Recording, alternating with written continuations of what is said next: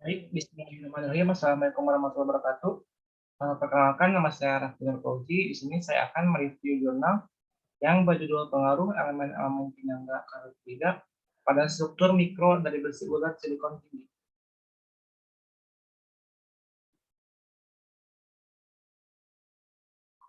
Pendahuluan, scrap baja merupakan bahan baku penting untuk produksi besi ulat. Baja modern mengandung elemen paduan yang semakin meningkat untuk mencapai kekuatan yang lebih tinggi.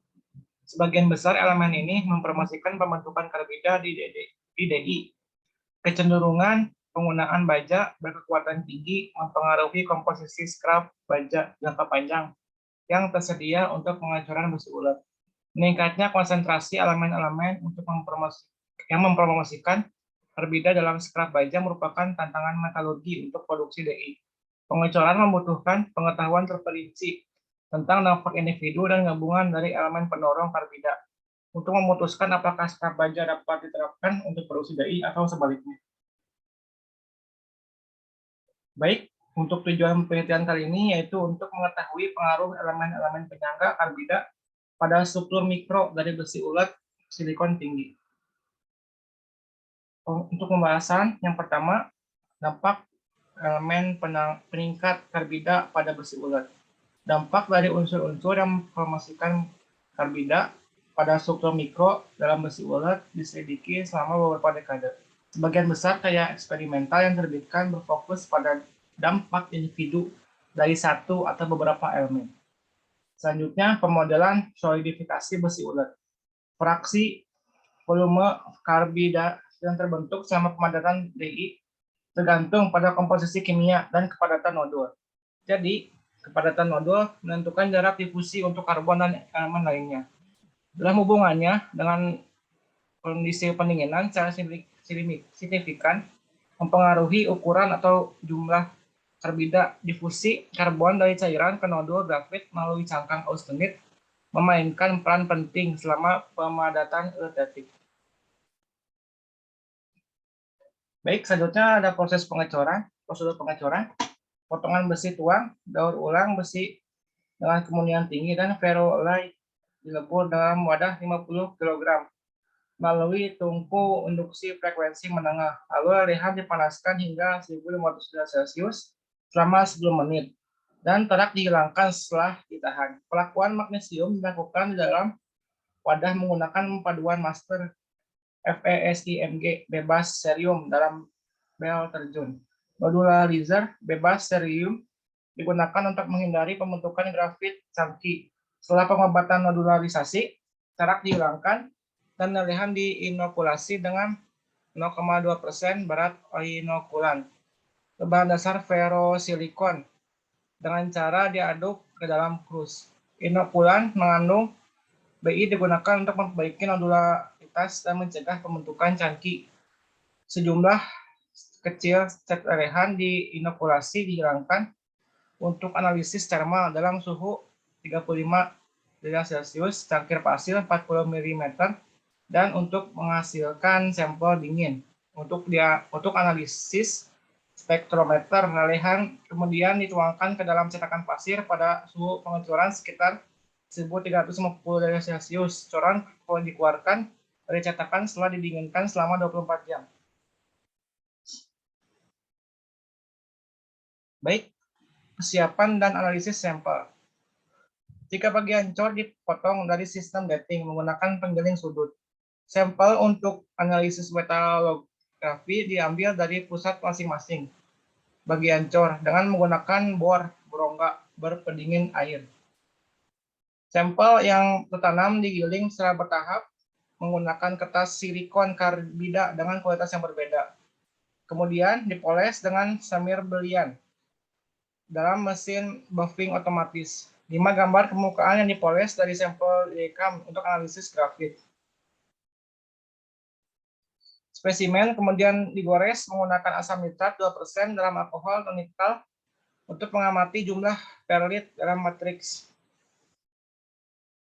Setelah merekam 5 gambar untuk analisis perlit, spesimen dipoles lagi dan kemudian digores dengan regan krem untuk mengamati karbida batas butir. Sekali lagi 5 gambar direkam Microsoft Optik digital dengan resolusi 26009 2060 di digunakan.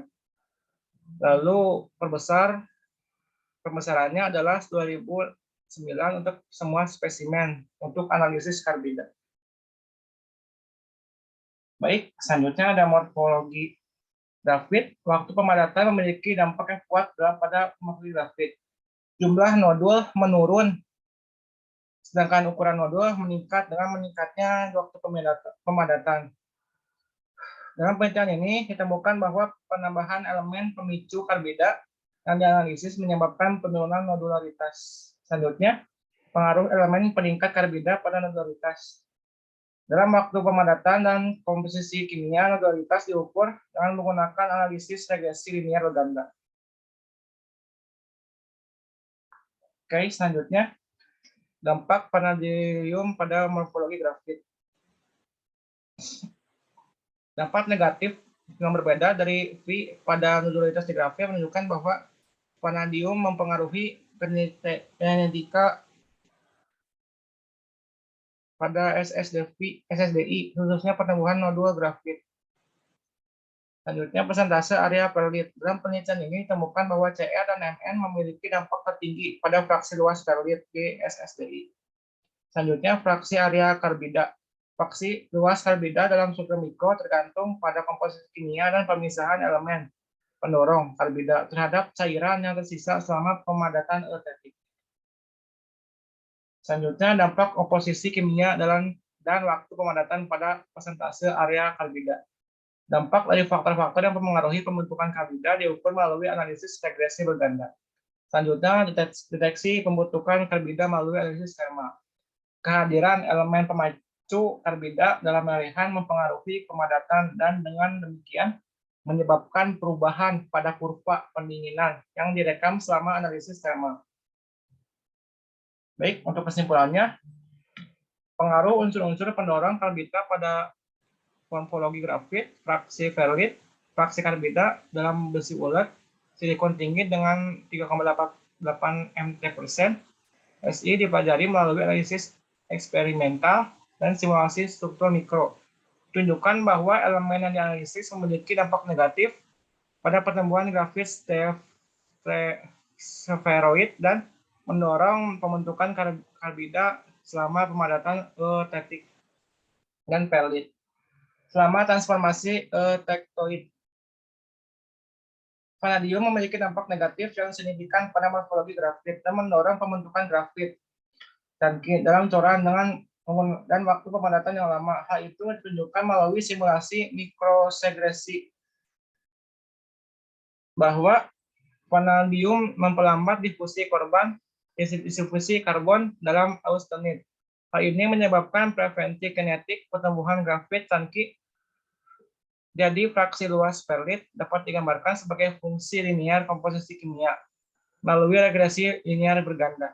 Dalam penelitian ini, faktor korelasi R2 sama dengan 91,1% menunjukkan kesepakatan yang sangat baik antara data terukur dan regresi. Perbedaan kondisi pendingin yang dianalisis tidak memberikan pengaruh yang signifikan terhadap fraksi perlit. Interaksi antara beberapa elemen pemacu karbida dan waktu pemadatan memiliki dampak yang signifikan terhadap jumlah karbida dalam struktur mikro. Hal ini dijelaskan oleh rumus regresi. Selanjutnya, pembentukan karbida batas butir dapat dideteksi melalui analisis termal. Persentase area karbida eksperimental dan simulasi seringkali sangat berbeda. Hasil simulasi mikrosegresi menunjukkan bahwa pembentukan karbida sangat sensitif terhadap kelarutan unsur-unsur dalam austenit. Sekian dari saya. Mohon maaf apabila ada kesalahan. Billahi taufiq wal hidayah. Wassalamualaikum warahmatullahi wabarakatuh.